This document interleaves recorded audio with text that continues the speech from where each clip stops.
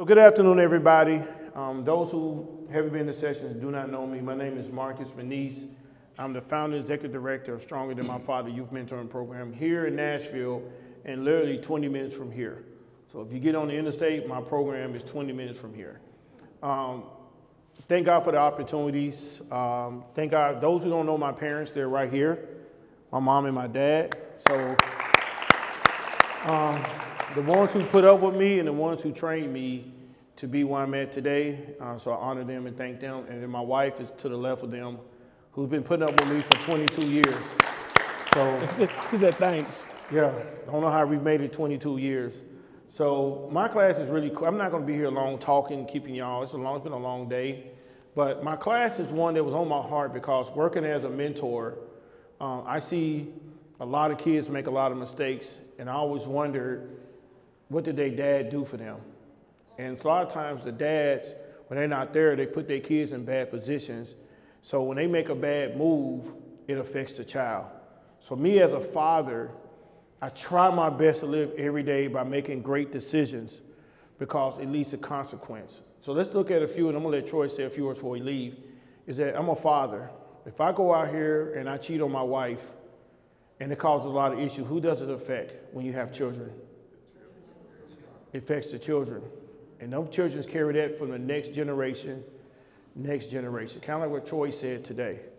So even though if I'm tempted to cheat, tempted to do, I don't drink or smoke, but if I did tempt to drink or smoke, your child gonna remember that my dad came home as an alcoholic.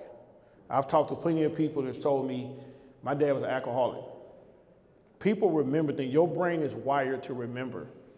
So I'm gonna let Troy mention some things he didn't talk about today from growing up without a father and some of the decisions that your father made that have maybe had some effect on you being a father today.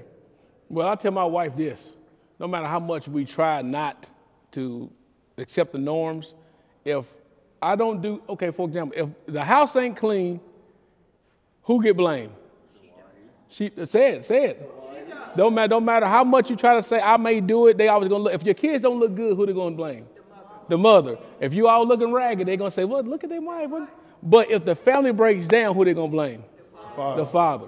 It don't matter what happened. A woman could went out, I didn't think y'all probably didn't think I'm gonna get a relationship trained today, but if a woman were to go out and do whatever they want to do, and it's her fault, they always gonna say, but what did you do? What did you do? So it doesn't, what I've learned as I've gotten older and actually now, and also too, being around older people is always a blessing too. Seasoned people for experience is always good.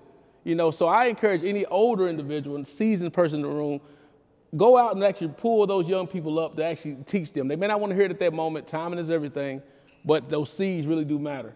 So what I've learned from my coaches and people like that around me is that, you know what, it's all about the exposure. Remember I said taking them out where they were at and take them somewhere new. Exposure is key, and that helped me actually change the way that I think too, because it's all a mindset thing.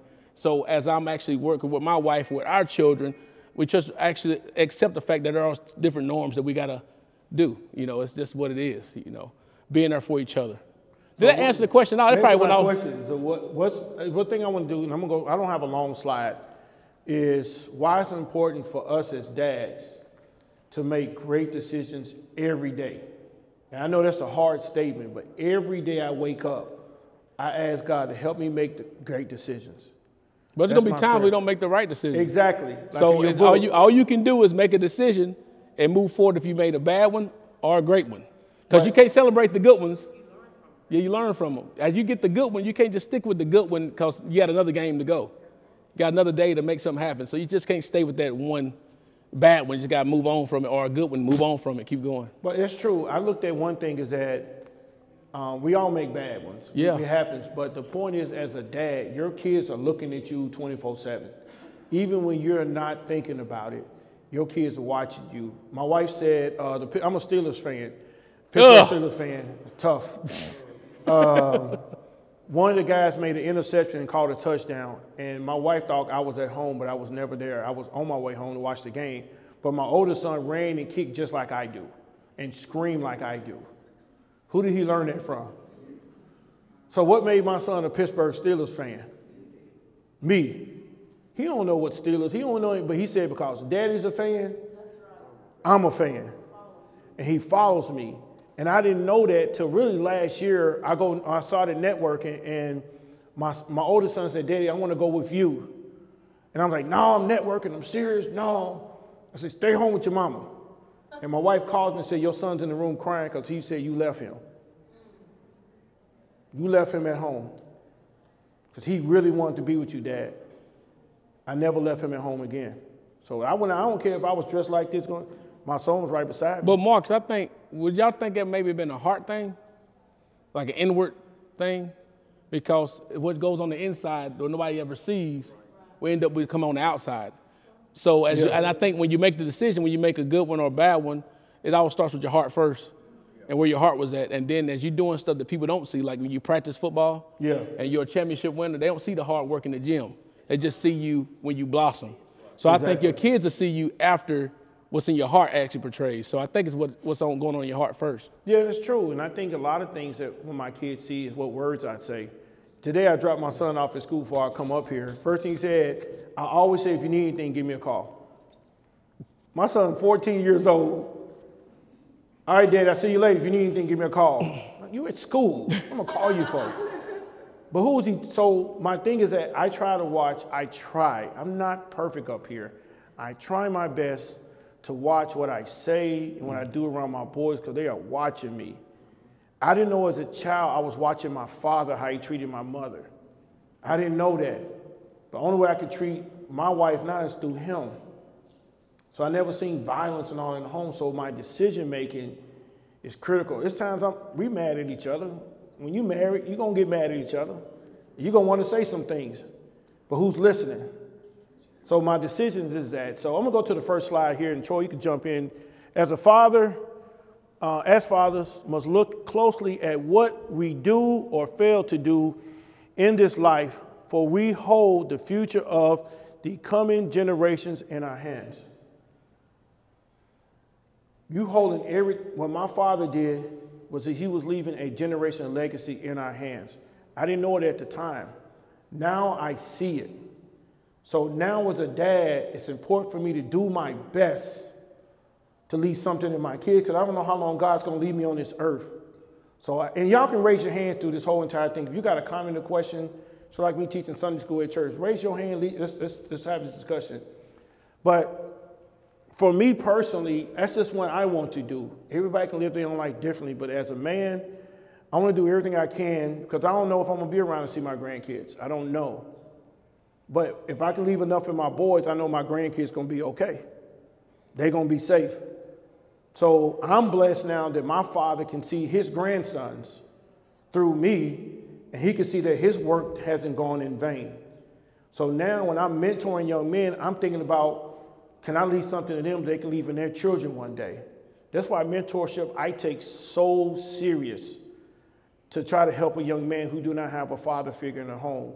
So this is my first slide. Anything you want to add to that, Troy? I just think that we also want to make sure we don't put too much on our shoulders when we don't need to carry it. You think I'm doing that? Yeah. No, it's not you. I think we all do, but go ahead.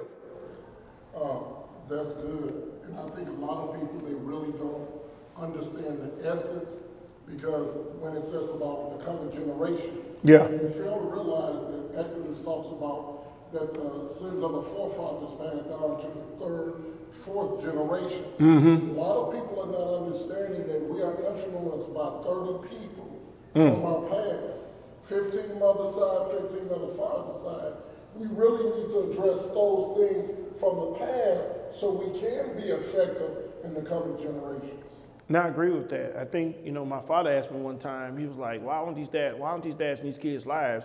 And I said, you had your dad. Yeah, that's it. Yeah. That's my grandfather. I never had the pleasure to meet. He built him. He used the same tools to help raise 4 kids alongside my mother. And my mom may jump in. She loves teaching. So my mom's a teaching machine. So she jump in, they're going to give you some parenting advice as well. I want to be sure that that's what I do as a father, is leave what Paul Meneese Sr. left in me. And then I can leave it to my kids, because he won't be around, unless God plans it that way, to see his great-grandkids through us. So I want to be sure I do my job. And so I make my mom told me this a couple of weeks ago. She said, you can't live for us. And I'm like, I want to just make y'all proud. and I know you're proud of me, but when your kids, when you see your, I see your hand, ma'am, when you see your grandkids, you can see I did my job. So my kids, how they dress, their haircuts, how they look is through him. Because I want to model myself right after my father. So go ahead. I know you had your hand up, and I see your hand, ma'am. Go ahead. When I became a father, my first child was a boy. Okay. And I was so proud that I was doing cartwheels. I mean, literally doing cartwheels. Because I always wanted a son. And my father was not in my life. But there was a gentleman who was our plumber, and he said to me, be everything you want him to be in front of him. And you'll never have to worry about how he's going to turn out. So if you live it, you don't have to tell it. He'll see it and he'll model it. Yeah. Raise a child how he should go. Yeah. I'm proud of my son. I was a young father. I was 17. You know, just getting ready to graduate from high school. And I had to get a job and delay college to make sure he ate. I quit going places I couldn't take him. If he couldn't go with me, I didn't go. So I quit going to the clubs, to the parties, to all of that, because I wanted him to know a good, wholesome life that I never knew. See, my father was never there for me. You know. Matter of fact, after he named me after him, he told me I wasn't his. Darn. Yeah. But I tell you, I'm sorry, finish your thought. You know, that was it. So Okay. I just want people. Set an example. You have to be an example. Yeah. Yeah. Especially, my daughter, only one of them could get married. I got 3. Yeah. They're spoiled. And they tell a man, if you're not going to treat me the way my dad That's good. treated me, That's how you're supposed to be. I don't want to be there. Exactly. Yeah. Thank you so much. Yes, ma'am. You had one quick comment. I'm going to get through the slide. I suspect both of you men act as surrogate fathers for several of the boys that you help. In that situation, what is the biggest gap that you're seeing in the children that, obviously they miss their fathers, but what are things that we can introduce to these fathers of, hey, here's a good way you can interact with your child, not just sports aside, not broadcasting aside, but what are some other things that we can and promote fathers to do to engage their child without being like, I don't know how to, this kid's 10, I don't know how to relate, I don't know how to change a diaper, what would you? I'm going to answer, and I'm going to let Troy answer as well. Mine is consistency. It's being there. That's it. I'm there. When I started going back to the schools for the boys and stronger sons on Friday. When I go to the schools, them kids ask me, one kid asked me this one time, I went in my car and I broke down. I seen this one kid every week. And then this one kid came and said, can you come see me every week too? Because I don't have a daddy.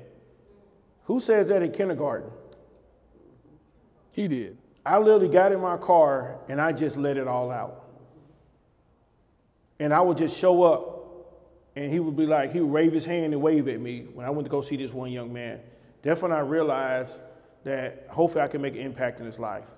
And so consistency, seeing me all the time, is where you'll see these NFL stories on 30 for 30 and stuff, and they'll say, this guy was my mentor. He's who I related to. So consistency is the biggest thing in the world for mentors. If you're not consistent, that child's gonna go right back. He's happy, and then when you disappear, he's mad. Where did you go? So what I try to do is be as consistent as I can and be there as much as I can, even when these kids don't like me. I have one I gotta go see tomorrow. I'm mad because we just talked a week ago. Thought we had it all together. It ain't. So now I gotta go talk to him because I want to save him. So I don't see him on Channel 4 News. That's the only thing they're gonna show crime. They don't show good stuff. So that's me. But consistency is what I would say. Same thing, but it's a thin line though when it comes down to you when you finally have your own children. Because when you're always there for someone else, your own children looking at you as well, like, where you at? You my daddy. And that's where I got a thin line now. Consistency is the biggest key, but then when you have your own children, that consistency may be kind of detrimental because you got your own, right? That could be one. And then let me put on the shoe on the other foot. What if you're there for that kid the whole time and they disown you after that? They ain't even your child, even your own child. I've had that happen. You have them there. You there with them all the way, step of the way, and they act like I never knew you. So when you're in this life of being a father, sometimes even after you've done all you can do and lay the foundation and be the example for your own and other kids, they can still say, man, you ain't my daddy. Yeah. That's the worst thing a stepdaddy could probably hear ever is you ain't my daddy. And y'all seen that in the Will Smith episode when Uncle Phil was like, you ain't going with your daddy. He said, who care what you think? You're not my father. Yeah. But you know why they say that though? Because they mad. Not only that, they looking for their daddy though. Right. And that's the sad thing, that gap is there. Every kid want their own daddy to say, I'm proud of you. Yeah. That's why it don't matter how old a child gets. Y'all know Floyd Mayweather? The boxer guy? You know, so his daddy was not around much. He was locked up, whatever it may be. But when his daddy came back, he pulled his daddy aside still and say, that's my daddy. It don't matter how much a son always want their daddy. I'm going to get back to you. Go ahead. Yes, I have a question. Do you think that children who are angry are masking depression? Yes, at times. Or insecurity. Right. Mainly insecurity or acceptability, being accepted. A lot of times the statistics talk about individuals have been adopted. You know, no matter how much they've been loved on, and they always going to say, but why did my mom and daddy actually leave me? Why couldn't I go with you with your other family? So it's a thin line, man. But yes, it can be masked with a lot of anger. Anger can mask a lot of stuff. Yeah, because when my father left, I was 14, I began to act out. Mm-hmm.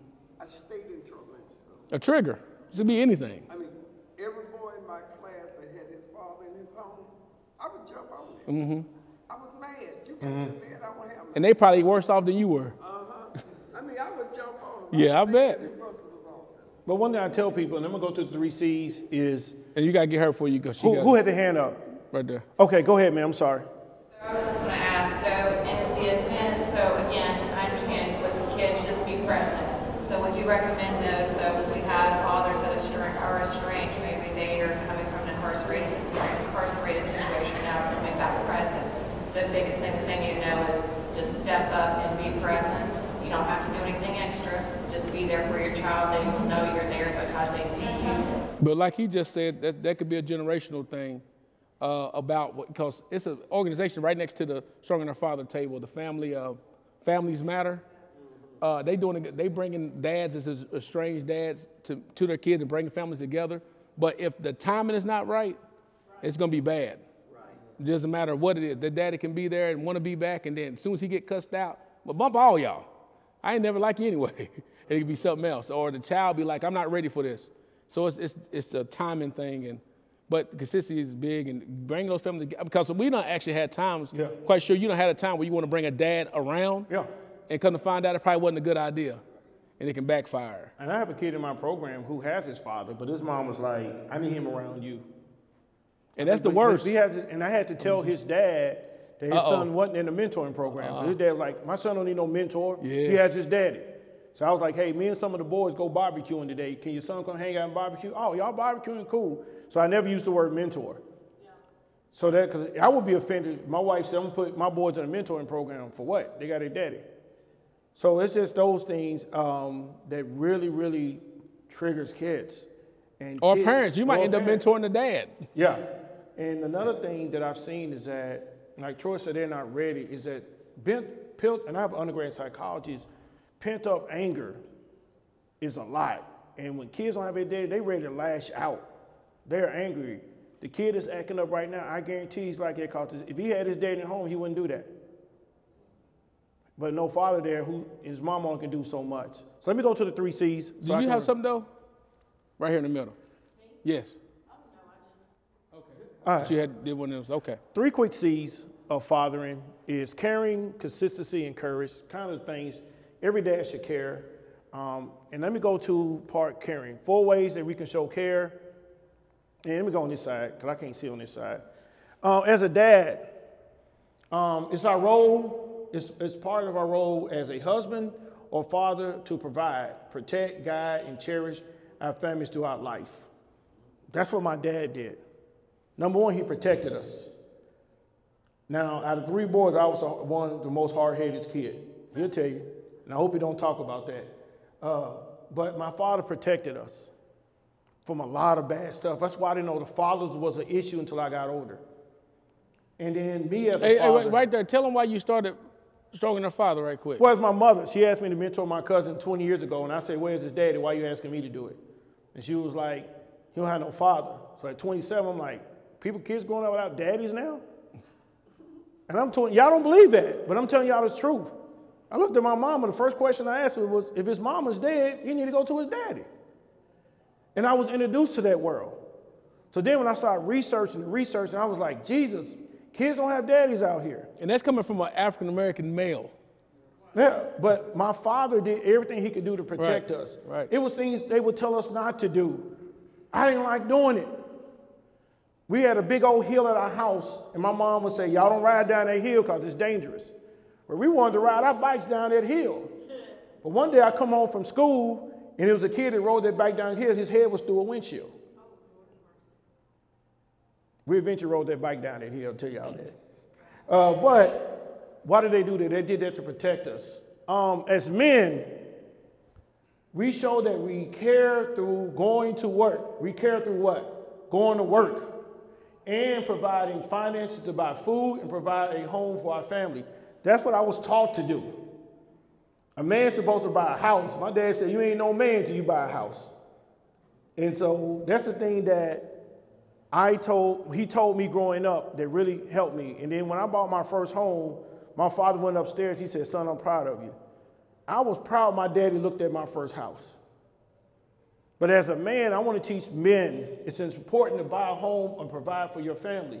As men, we show that we care by laying down our own lives and protecting the ones that we love, love the most in life. I'll do anything for my family. I was watching John Q last night. I don't know why I was watching John Q, and I was tired yesterday. What you watching something depressing for? I love John Q. Because when he looked at his son on that bed before anytime a man was ready to blow his brains out to put a heart in his son, that's love. Because I don't know if I do it. And I love my kids. But this man looked, he said, I want to do it. And I don't know why he didn't get an Oscar for that movie. He should have got an Oscar. But he looked at that doc, he said, I do what I have to do for him. My son gonna outlive me. So man, that's protection. To hold up I know it's a fake story, but hold up a hospital to say, I'm gonna make sure my son live. How many people would do that to protect their family? I love my kids and my wife, I love them. I ask her all the time, did you make it to work safely? Mark, I'm at work. I'm like, you make it safe, you okay? The kid's okay. I ask that question every day. You know why? He did that. And we didn't have cell phones and texting back then. We didn't have that. But having that protection is it. And the last one is as men, we show we care by listening to and guiding our family members by offering words of what? Wise words of counsel and experience to help them move forward. But we got to work on that first part, though. Why is that? The men don't listen. Men don't listen. I mean, be honest about it. We don't listen a lot. We don't look or listen much. So that's definitely a thing we got to do better of. You got to. I don't. I mean, I'll be honest with you. I try. Here's the thing, and I'm going to throw it out. I try to listen. At my age now, I really try to listen. I call my mom. How often, Mom, I call you? Okay. And then I call my dad. And I always just want to call my mom because they live in the country. With goats and hogs and stuff, where my dad grew up. And I just want to hear their voice to be sure they're okay. That's right. And y'all good. And me and my mom, we both teach Sunday school at church. I get a lot of wisdom from my mom. We talk all the time. News, fussing, we talk. Daddy, he gave me so much wisdom as a kid. I could be here all day and tell you all the wise things he told me about relationships, girls, all that stuff. But he was a protector. He wanted to show me that wisdom and guidance. So let's go to the next one. Hold on, go back, Mark. Okay, go ahead. Is there anything anyone don't agree with on this? I mean, it's okay to be objective. Is there any question on that to be like, I don't agree with that, or do you agree with all of it? I think that some men show they care by listening and by just listening and not giving any type of advice or counsel to help. Because I know this, when you're dealing with a woman in your life and she has a problem, there's an important question to ask on the front end. Do you want me to listen, or do you want me to listen and give you advice? Most of the time you say, just listen, and you listen, and don't give any advice. And then whatever issue it is, just kind of dissolves itself. Oftentimes we always fixing it though. Me, like I'm a fixer guy. Like I can hear you say whatever going on. I'm like, look, what do you want me to do? Let's do it. Let's fix it right now. That's me. And that's what guys do. But oftentimes we have to just sit back and listen, and they already done fixed it themselves. They want to talk about it. Because my wife would tell me something like, all right, let's fix the problem. Don't feel like this to it. Let's fix the problem. You do this, fix the problem. You don't take trash, take trash out, fix the problem. I don't like listening to problems. So if you tell me a problem, I'm going to try to fix it. I don't want to listen. So he's right on one thing. I don't want to listen because I don't like complaining. So I try to just fix the problem and get rid of it. So as men, as y'all women here, do we need to listen more? Yes or no? I want her to say something with the black shirt on right here. I'm seeing your face like you want to say it. It's not what now? He said he don't like listening to complaining. But just because we're talking and expressing and venting, it's not complaining. Got it. Right quick. We're gonna get Rev right here, but we're gonna get her first. We're coming to you, then we're gonna go to you, and then come back here. I mean, from my experience, my ex-husband was not a good listener, so I felt like I was constantly needing him to listen more. But that's just maybe his personality. I don't know. Yeah, it could be that too. Go ahead. My husband is not a good listener. He's also not a good fixer. Okay. Darn, you can't do neither one of them. Wow. No, fixer meaning he tried to go fix on everything when the house is still broken? He just wants me to handle everything. Oh, got it. Like he was just like, go do it. Yeah. Go ahead, Rev. Well, I was just gonna say because you poked it. You poked the bear. One of the things that I would say is two things is to pray. Because when you really pray and have a relationship with God, God will give you downloads concerning your spouse that they don't even have to tell you. And the other thing he says, husband loves your wife as Christ loved the church and he gave himself. So many husbands don't know how to give themselves to their families. That's a good point. I'll say, go ahead, I'm sorry. Go ahead, back up, big dog. So when you're talking about listening as men, listening in relationships with our wives and children, I run into one situation that I think a lot of people have husband and wife talking. Wife says, so where do you want to go to dinner? Uh-oh. Or the husband asks the wife, where do you want to go to dinner? What does she say? Well, I don't care. Wherever you want to go. And then you pick it. And then you pick one. They don't want to go there. No, I don't want that. I want. Then why you ask then? We had pizza last week. Why the crap you ask me then? What about Red Lobster? No, I don't want that. Do you know what? If you didn't want my opinion, why'd you ask? There you go. Well, we as men have to realize that sometimes they didn't really want or need our advice. They just wanted us to listen. They wanted to be part of the conversation. Same thing with our kids. They might not be ready to hear what we have to tell them. Yeah. But we have to let them know that we're ready to be there for them when they are ready. Just engage. Just engage. That's an area I'm going to work on because me and my wife go through that a lot. But she'll say, where you going to eat at? And I'm like, anything but Cracker Barrel. Then she'll pick another place. I ain't want to go there. And sometimes it starts an argument. And then you're in the car with your kids. Then your kids say, because sometimes me and my wife have hard debates. And my boys be like, break it up. Time out. Why would my kids say that? Because I like to debate. And my kids, they'll say that in a minute. I can't take this. I can't take it. And my kids have done that. Because we'll watch TV and my wife say, before we watch the show, are we going to debate about it? Because remember, I watch shows and I'm introduced to a world I didn't know existed. So I ask questions. Then I had to ask another question. Then she like, are we going to watch the show or you going to talk?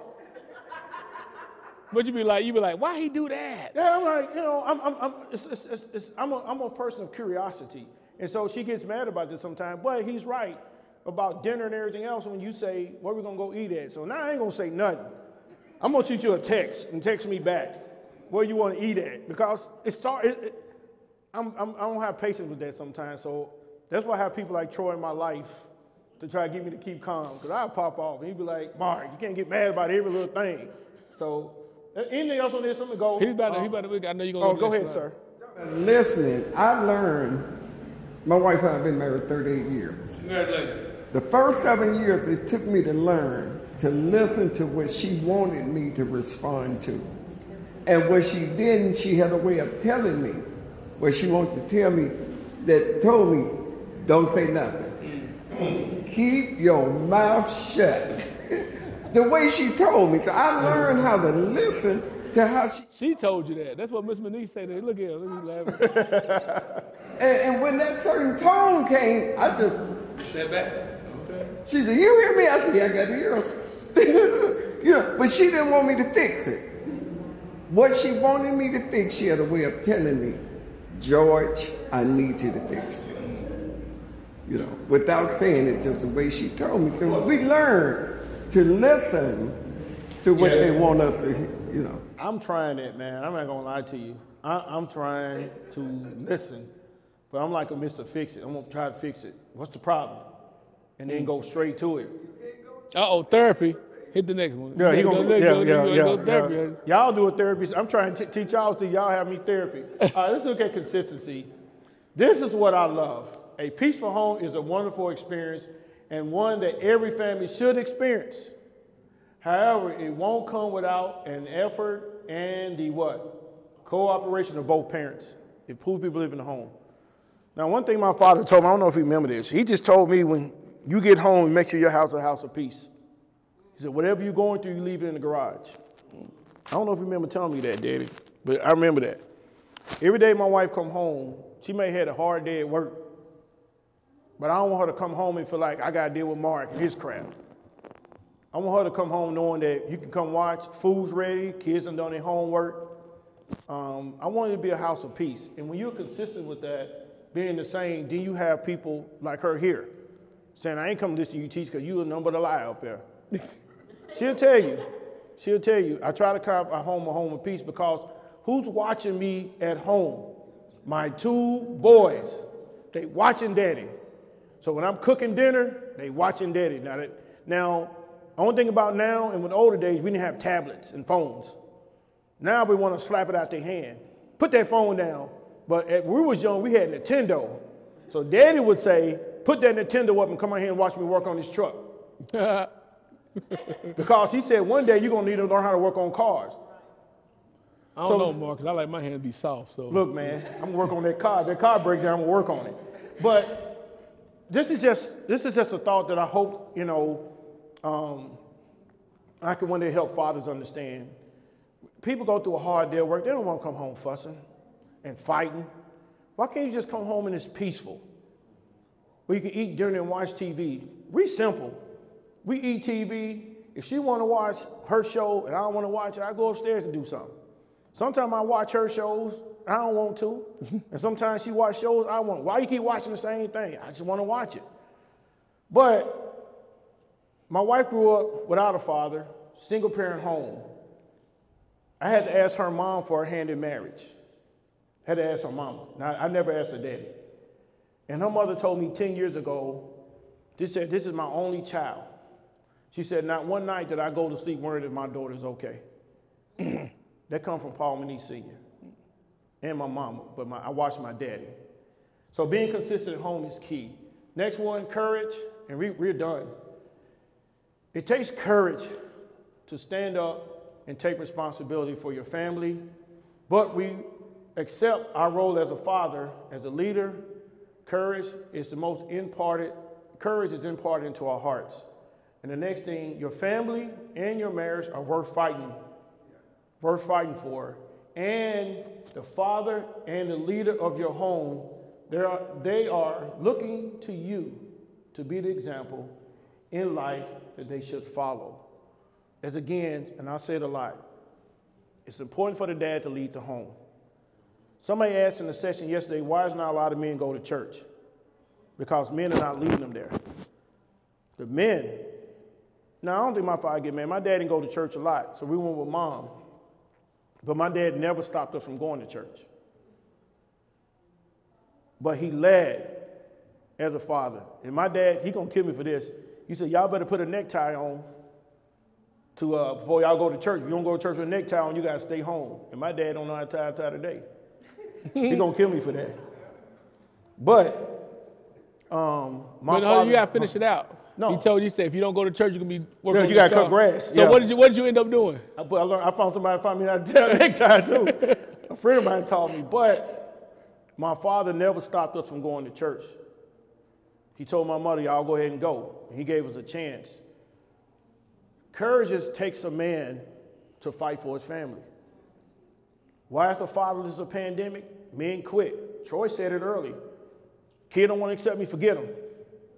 When you tell a child that and your words are strong. When they say words don't hurt, they lied to us.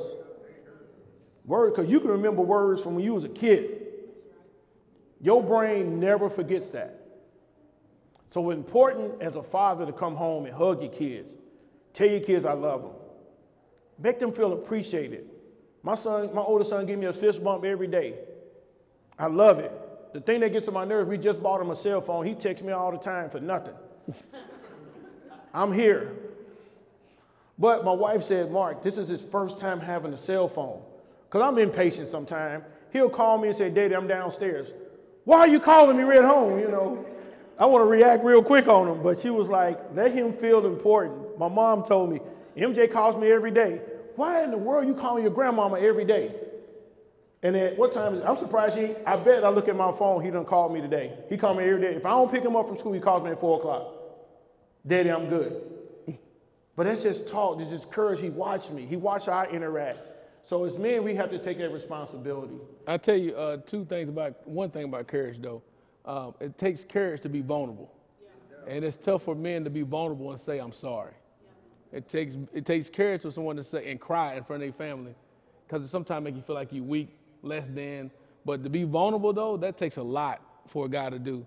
And then also, remember this saying right here, sticks and stones may break your bones, but words will reshape you.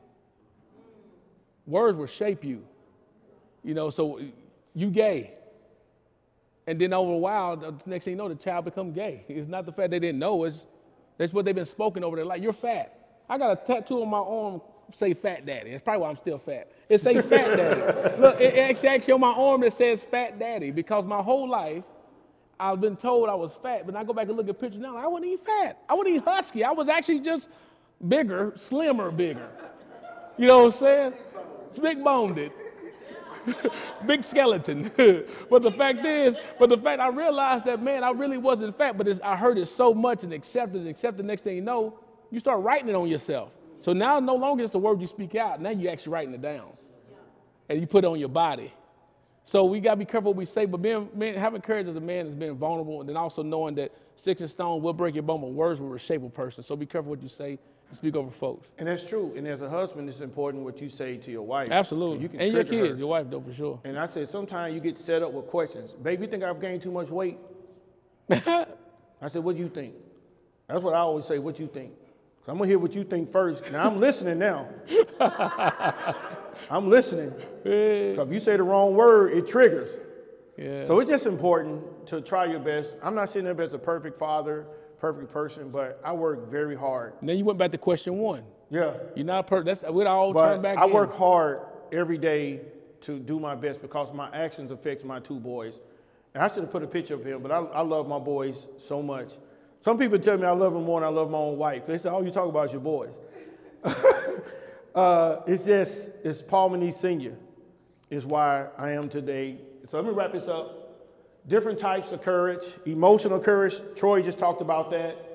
A lot of people don't like to cry. I don't like to cry in front of my family. I think when my friend got killed by a drunk driver, I grabbed a towel and I just let it all out. And my wife saw that. My kids saw, what's wrong with daddy? Just leave him alone. So I was crying, let it all out. Mental courage is when you can tell that you have a problem or if there's some issue. I don't know a lot about mental illness. I want to do a podcast, a series on that, so I can understand why people go through mental illness.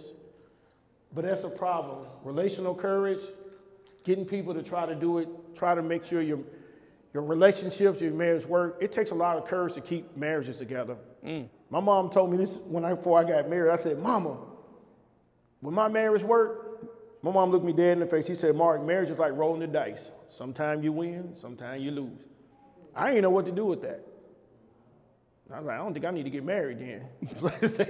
But you have to work at it. And then spiritual courage is developing that relationship with God. We said a preacher, he named him right here, the preacher, has talked about that. And it's important to pray. Pray. My mom don't talk a lot. She don't like listen to a lot of complaining. So she'll tell me, Mark, you ain't prayed long enough. You need to go back and pray. Mm-hmm. Mama, what about this problem? Go back and pray. You ain't prayed long enough. So that's her advice to you. Instead of her trying to fix it, she's telling you to go to the man who can fix it. That's what she does. Yes, ma'am.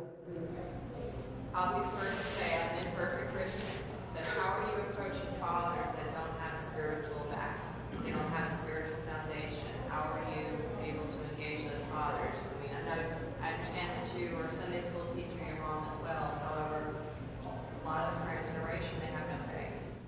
I'm going to do this. This is unorthodox. Mama, can you answer that? Is that for both of us, just him? I want to ask my mama that, because my mom grew up without a father. So how can you get father to be spiritual, mama?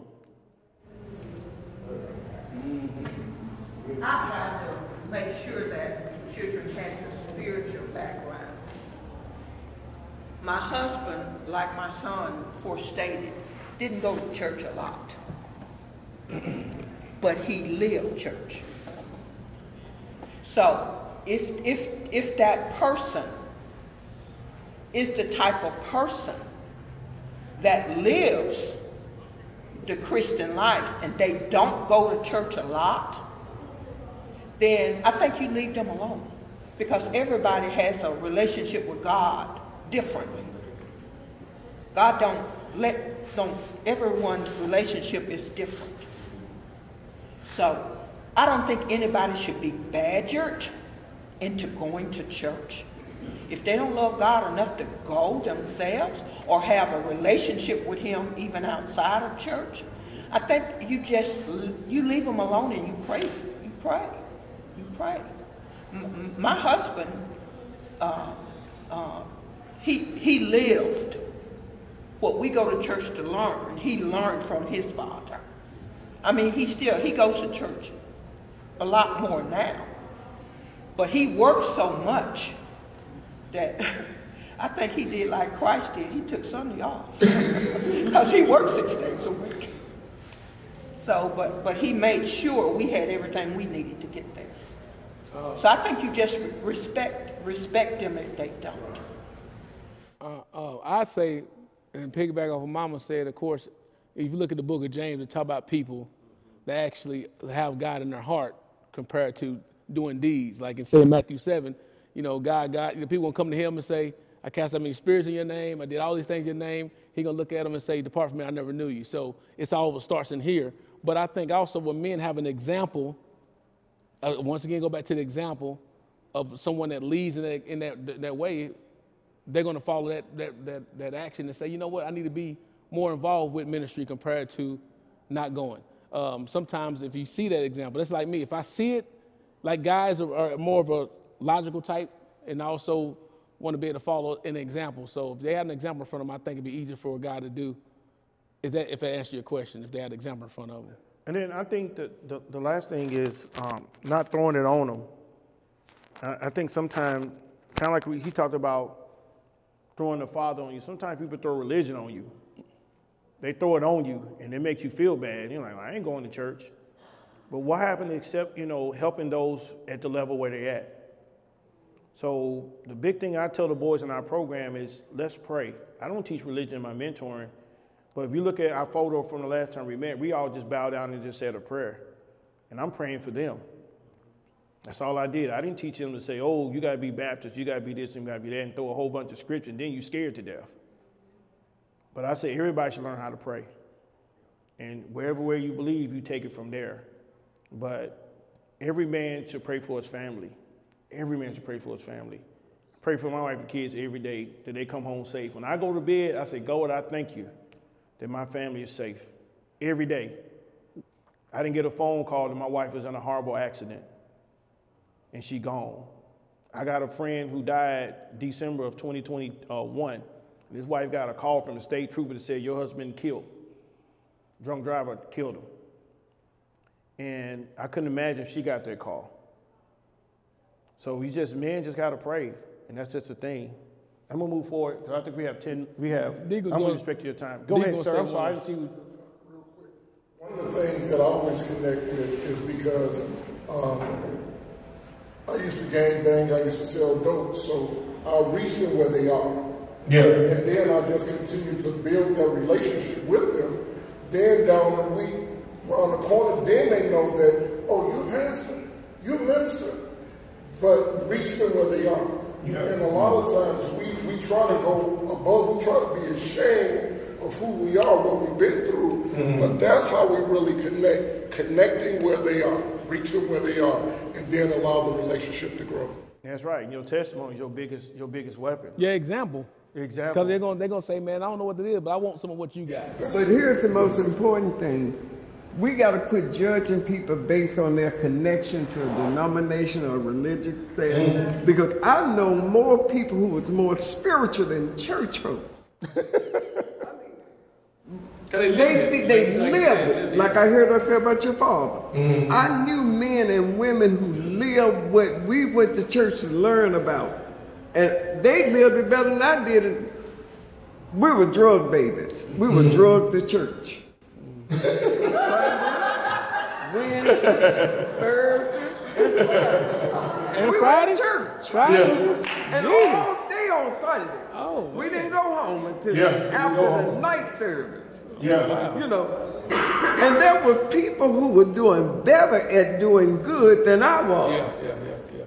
They were drug babies. I ain't gonna say that about us, Mama. We went to church. She don't say that. Did Mama drag us to church, Mama? Go ahead, Mama. Mama gave us a choice on Sunday because you didn't want to stay with Daddy. So we had a choice. So if you had to rate yourself, which one are you the strongest at? Which are strongest if you had a courage scale? And I forgot to bring a worksheet for that. Where are you the weakest? Where are you weakest? And what are some steps you can take to increase your score? So if you want to score yourself on courage. Scale of 9 on a 1 to 10. On 1 to 10. And then as we close out, good parenting decisions are most often made by those who have taken the time to consider the path they want to lead their children, lead their children along in life. So I highlight decisions. Your decisions I make as a father affects Marcus Jr. and Jordan. Every day I wake up, my decisions affects them. So I want to try to do my best as a father to make great decisions because I want my kids to be sure they can say their daddy did it right. So if I'm laid out on a coffin, I want them to just say their daddy took care of mom and they did it right. Because I can say that about Paul Meneese Sr. I can say my daddy did it right. So I encourage you guys who listen to this class, who's affected by fatherhood, make great decisions as parents, because even if you're a single parent, your kids watch you. And I know sometimes you get mad, you want to talk about the daddy and all this other stuff, but your kids listen and they remember words. Just like they can remember them codes on them phones, they can remember. So your words are, like I said, they mind and they thoughts, your words are so powerful. I'm going to give it to Troy. Any closing comments? No, I just want to do one thing for 15 seconds. One thing guys don't get a lot of is celebration. So for 15 seconds, I want us to do a loud thank you to Marcus. No, stop. Cheer him on because he don't get it. All right, so 15 seconds. Oh! Thank you, Marcus.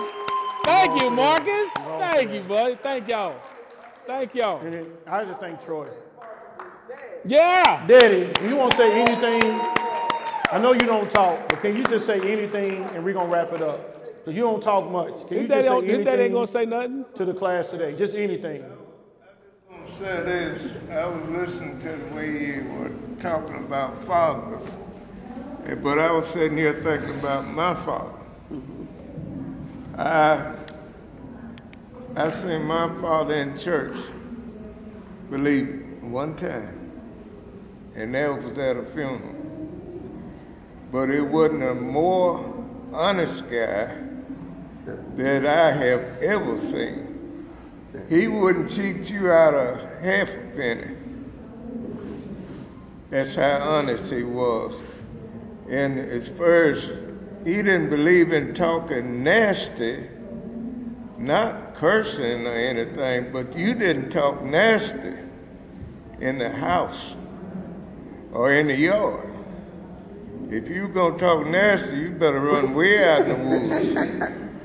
That's just how he lived. I never seen him touch my mother at all, and he didn't even like to raise his voice. But everybody walked around him. He was a good guy. I've seen him work all week in the country, might make $20, $25. And I would go to the store with him. I was a little boy. All he wanted out of that money was a carton of Pepsis and a pack of cigarettes. He spent his money on his family. And that's the way I wanted to teach my boy. And it showed. That's my pops. What church you go to? Yeah. To me, it's not. It's not. What church you go to or how much you go. It's about being a man. Yes. And you can be a man. Yeah. Without anything. That's all I can say. He was my example. So thank you guys for your time listening to me. You could have been in any other class. You picked this one. I wanted to make this more of an open forum, not to bore you guys, because we've been here all day, but I want y'all to see my example, and I was blessed. And for me, my mother told me this, and I'll leave it with this. I was frustrated, and I was actually going to quit mentoring. I was like, I'm not dealing with this. And my mother said, Marcus, you were blessed to have 2 parents in your house that raised you right. If you can't teach one child what we taught you, you selfish.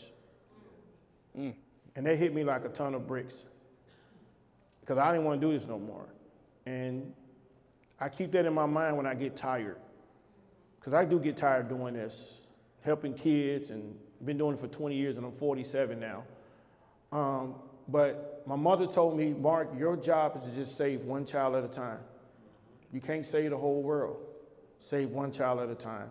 So that's what I fight for with Stronger Than My Father, and I have great people like Troy in my life to help me continue to navigate through life. So thank you guys. Thank you for Troy for sticking around with me. Yeah. This was not planned.